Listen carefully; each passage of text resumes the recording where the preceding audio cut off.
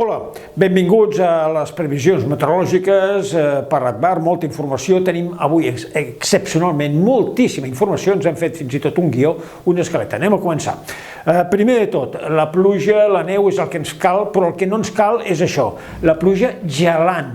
Pluja que cau dels núvols, però arran de terra, temperatura sota zero i tot el que toca es congela. A aquest pobre camió de bombers a Sant Lluís li ha passat això. També ha passat els últims dies fins i tot a França o a Holanda. Anem a veure la qualitat de l'aigua, com la cuiden l'aigua, hem d'aprendre molt, al Japó. Això que veuen són els desaigües, poblacions del Japó, que si t'introdueixes a sota fins i tot hi ha peixets.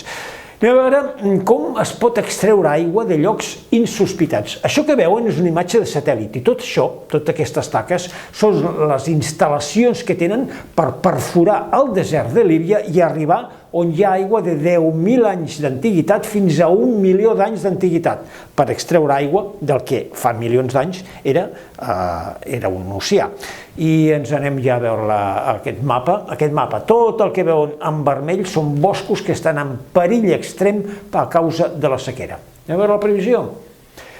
La previsió és ben simple, malauradament. Són els propers dies, temperatures rècord aquests últims dies a causa de les altíssimes temperatures, baixen una miqueta a partir de diumenge, sobretot a la costa, perquè entrarà més humitat, boires, embassaments al 15,9%. Anem a veure aquest mapa. Aquest mapa és de precipitacions a Europa. Només els propers 2 setmanes al nord d'Europa. La península Ibèrica seca. Per tant, aquest mapa que veurem tot seguit és ben simple, malauradament. Cap precipitació per les properes 2 setmanes, temperatures superiors a les normals. La segona quinzena de febrer pinta bé i acabem amb aquest vídeo. Quines ganes de veure'l, la pluja que fa de les seves i també el vent. Fins aviat.